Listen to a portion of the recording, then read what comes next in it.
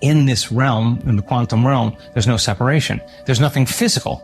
There's nothing material. There's no matter. That's all taking place in three-dimensional reality. It's all energy. It's all frequency. It's all vibration. It's all information. It's all consciousness. It's all thought. That is that invisible field of energy. Yes. So, okay, that invisible field of energy, Einstein said, the field is the sole governing agency of the particle. He didn't say the particle controls the particle. He said the field controls the particle. So if I can change information in the field, I should be able to affect particle matter. So it turns out the atom is 99.99999% energy, information. There's nothing physical or material there, 0.00001 material, when the probability of us seeing the truth of reality is zero. Wow. And we are only seeing a small spectrum of frequency, the rainbow, visible light, bouncing off the most stable form of energy called matter, giving us this hologram, this illusion of separation. So if there was a way to create from the field instead of from matter and move closer to source and create from a place of wholeness and less from separation, I'd have to be able to get to the field. So then if where you place your attention is where you place your energy, and you develop the ability to take all of your attention off your body, all of your attention off all the people in your life, all the objects and things, your cell phone, your car, your house, whatever, all the relationships, all the people, all the places you need to go, the place you're sitting, the place you grew up, the place you sleep, the place you work, and nothing about the predictable future or the familiar past, and settle into the present moment, you would go from a somebody to a nobody. From a someone to a no one, from something to nothing, from somewhere to nowhere, from some time to no time. That is the moment you're pure consciousness.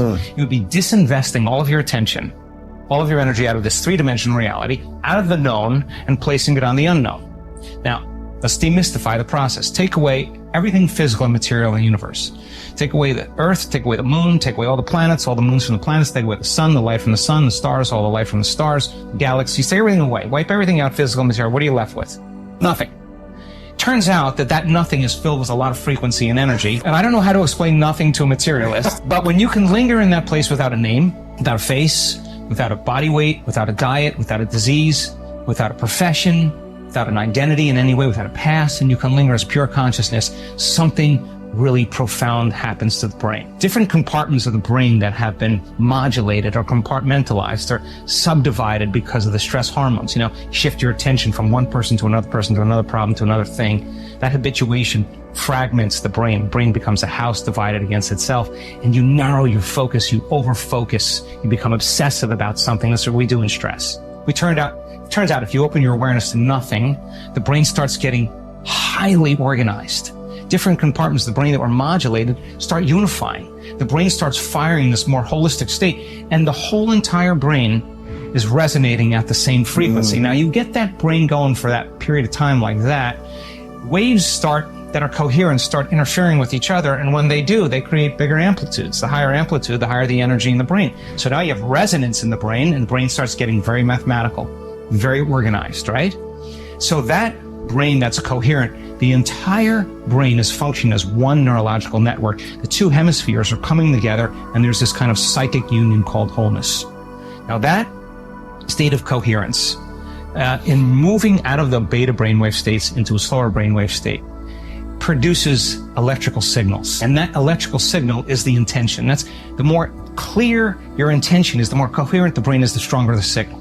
Okay, so if you decided to create from the field instead of from matter, and you were just pure consciousness, and I asked you to send the signal out from a coherent brain, and whatever that thing is that you wanted, we trained you how to do that, then you would be shimmering the entire vacuum, that entire void. You are that. You're not you any longer. You're the source, right? So if you're the source and you're sending the signal out, then you're touching the consciousness of everybody, of everyone, of everything, of everywhere, of every time. The entire field is becoming electric because of your intention. If you're source, why would you go anywhere to get anything?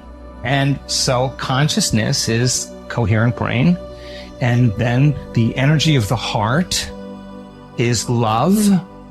Pure love is source.